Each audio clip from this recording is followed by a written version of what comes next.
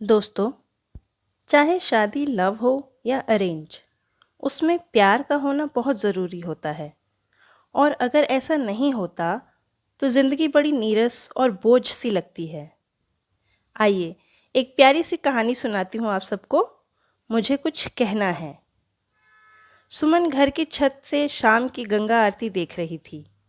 जोर जोर से बजती घंटियाँ मानो उसे उसी की धड़कनों की आवाज़ लग रही थी। ऊंचे ऊंचे पिरामिड से जलते दिए उसकी आंखों की चमक बढ़ा रहे थे।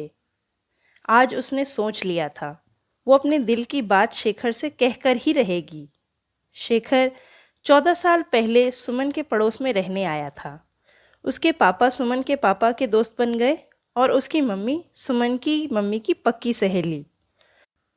तो लाजमी था सुमन और शेखर के बीच भी पक्की दोस्ती होना। दोनों संग संग बड़े हुए। पर अब सुमन की शादी होने जा रही थी और वो शेखर को बताना चाहती थी कि वो उससे कितना प्यार करती है। अपने ही ख्यालों में खोई सुमन न जाने क्या क्या सपने बुने जा रही थी। तभी पीछे से आवाज़ आई, सुमन, यहाँ ऐसे क्यों बैठी हो? शादी से पहले सुसाइड करने का तो प्लान नहीं?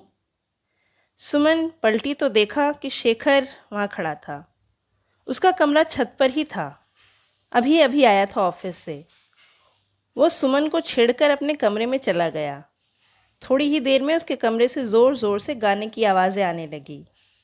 सुमन कई बार छत टाप कर शेखर से मिलने जाती थी, पर आज छत के इस तरफ आते ही उसके पैर न जाने क्यों थरथराने लगे। उसके हाथ एकदम ठंडे पड़ गए थे, मानो बनारस की सारी सर्दी आज ही बढ़ गई हो। उसकी सांसें गर्म हो रही थीं। उसने कसकर मुट्ठी भींची और शेखर के कमरे का दरवाज़ा ज़ोर से खटखटाया। शेखर ने दरवाज़ा खोलते ही कहा, अरे सुमन, तुम यहाँ? क्या हुआ? सुमन ने शेखर को धक्का दिया और चुपचाप अंदर आकर खड़ी हो गई। कोई परेशानी है क्या? घबराते हुए शेखर ने पूछा। तो सुमन ने बड़बड़ाते हुए कहा, मैं तुमसे प्यार करती हूँ शेखर। क्या? कब से? शेखर ने चौंक कर पूछा। क्या कब से? मुझे तो याद भी नहीं कब से। पर याद है, एक बार जब मैं 10वीं क्लास में मैथ्स के टेस्ट में फ़ेल हो गई थी और बहुत रो रही थी, तब तुमने मेरे चेहरे को अपने हाथों में समेटा और मुझे चुप कराने की भरसक कोशिश की थी। शायद तब से। सुमन पलटी तो शेखर उसके बिल्कुल पीछे खड़ा था। सुमन खुद को रोक नहीं पाई और शेखर के सीने से लिपट गई। तुम्हें याद है, एक बार मैं अचार की कटोरी लेकर आई थी और अचानक ही तुमसे टकरा गई थी? सुमन ने पूछा। हाँ, और मेरी पूरी शर्ट खराब कर दी थी, शेखर ने जवाब दिया।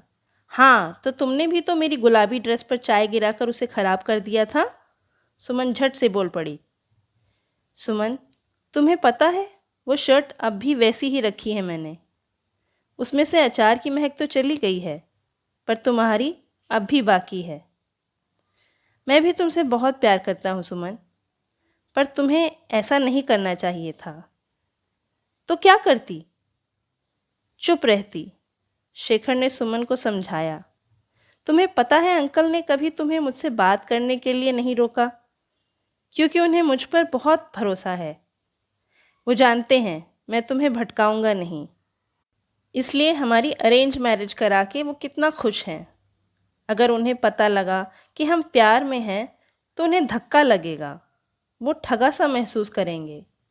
इसलिए अब तुम जाओ यहाँ से, वरना किसी ने देख लिया तो क्या कहेगा कि दुल्हन शादी से पहले छत टाप कर ससुराल आती थी। सुमन को शेखर पर गर्व हो रहा था, पर वो वहाँ से ऐसे नहीं जाना चाहती थी।